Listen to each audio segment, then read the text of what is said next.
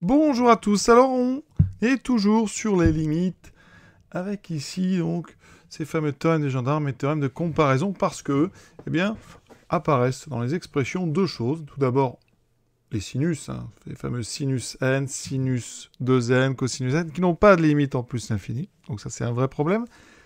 Et une deuxième, donc c'est les moins 1 puissance n, parce que moins 1 puissance n ça n'a pas de limite non plus, parce que ça vaut 1 si n est pair, et moins 1 si n est impair. Donc nos tableaux de limites ne fonctionnent pas pour moins 1 puissance n, de même pour cosinus n, sinus n, sinus 2n qu'on va rencontrer, ici qui n'ont pas de limite, en plus infini. Quand n tend vers plus infini. C'est pour ça qu'on va être obligé de procéder par des encadrements et utiliser ces deux théorèmes que j'ai cités. Donc on commence tout de suite avec la première, donc moins 2n carré plus moins 1 puissance n. Alors, l'idée de dire que moins 2n carré est prépondérant, ça c'est vraiment le terme qui est fort là-dedans. Le reste, moins 1 puissance n, ça va être vraiment négligeable quand n va grandir. Mais on ne peut pas le dire comme ça, on va le dire uniquement par des pas majorés ou minorés. Donc ici, la limite, ça va être moins l'infini, parce qu'on a moins 2n carré. Donc ici, il faut trouver ici quelque chose qui va nous montrer que ça va forcément vers moins l'infini. Donc l'idée, c'est de dire que ça, c'est plus petit que moins 2n carré plus 1. D'accord? Puisque moins 1 puissance n est inférieur à 1. Donc en faisant ça, du côté droit, vous avez en fait ici une suite qui tend vers moins l'infini. Et donc là, par comparaison, ce fameux théorème de comparaison,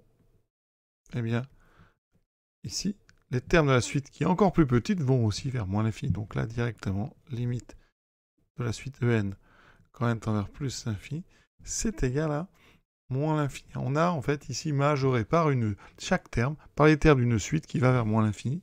Donc votre suite, elle aussi, va vers moins l'infini. Pour le deuxième, alors, on a ce racine carrée de n qui va vers plus infini. On ajoute moins sinus 2n au carré, le carré pour 2n, et moins 7, donc le terme ici qui va donner tout, c'est le racine carrée de n. Donc il va falloir, intuitivement, on sait que c'est plus infini, donc il faut trouver, il faut montrer que nos termes ici sont plus grands que les termes d'une suite qui iraient vers plus infini. Donc ici, il faut du supérieur égal. Donc je vais ici, sinus carré, vous savez qu'ici c'est un carré, c'est entre 0 et 1. Donc ici, ça sera un plus grand que si j'avais mis un moins ici. D'accord? Donc c'est plus grand que racine de n moins 8. Donc les termes de notre suite sont plus grands que les termes de la suite racine de n moins 8. Suite qui va évidemment vers plus infini. Donc encore une fois, par comparaison, les termes de fn sont plus grands que les termes d'une suite qui va vers plus infini. Donc la limite de fn quand n va vers plus infini, c'est aussi plus l'infini. Donc vous voyez, on choisit majoration ou minoration en fonction de la situation. Ici, on a minoré. On a trouvé des choses qui sont plus petites, mais qui vont vers plus l'infini.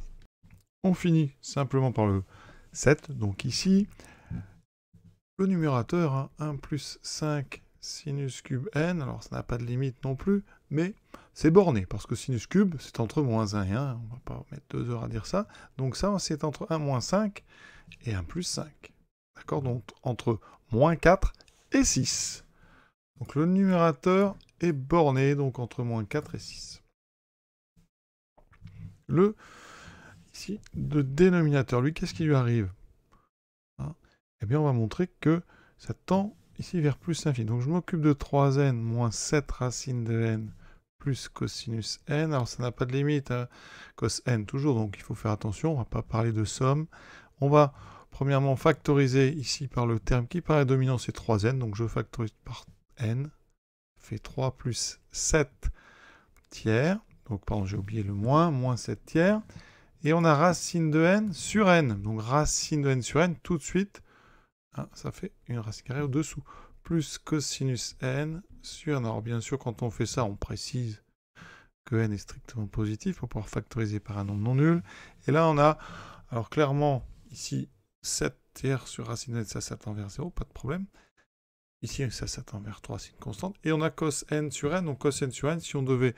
Alors ça tend vers 0, mais là, on doit normalement pour le faire, utiliser un encadrant. Cosn, c'est entre -1 et 1.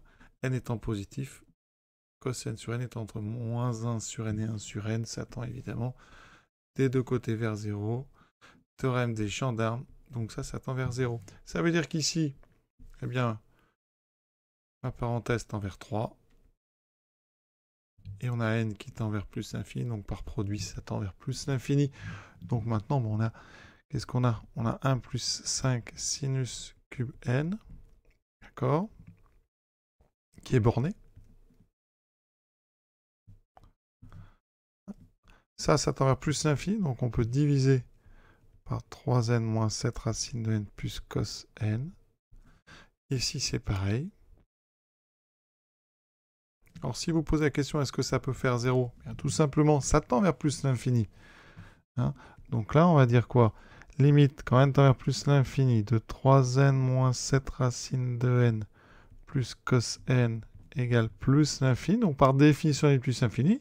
Il existe, alors je vous donne la notation, il existe un nombre entier, n0, tel que, si je prends n supérieur ou égal à n0, effectivement, eh bien, 3n moins 7 racine de n plus cos n est obligatoirement supérieur, par exemple, à 1.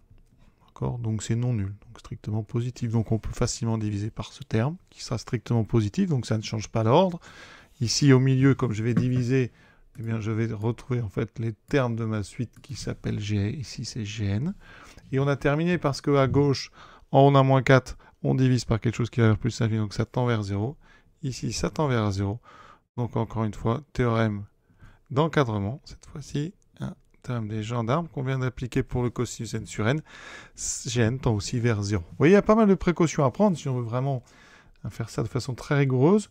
Ici, hein, on peut se dire voilà, qu'à partir d'un moment, on est sûr que notre division, on va diviser par des nombres strictement positifs, puisque ça va vers plus l'infini. Hein. C'est important parce que si vous divisez sans connaître le signe, par exemple, ça pourrait changer l'ordre. Donc on fait attention quand on divise par des expressions qui contiennent la variable. Hein, et on vérifie aussi que c'est pas nul. Voilà. Hein, donc ces trois exemples sont terminés. Hein, voilà. L'idée, c'est vraiment de se familiariser avec des rédactions un petit peu, on va dire, rigoureuses sur le fond, mais pas forcément ici sur la forme. Mais vraiment, regardez quels sont les théorèmes qu'on utilise, comment on les utilise, quelles sont les précautions à prendre. Voilà, à très bientôt.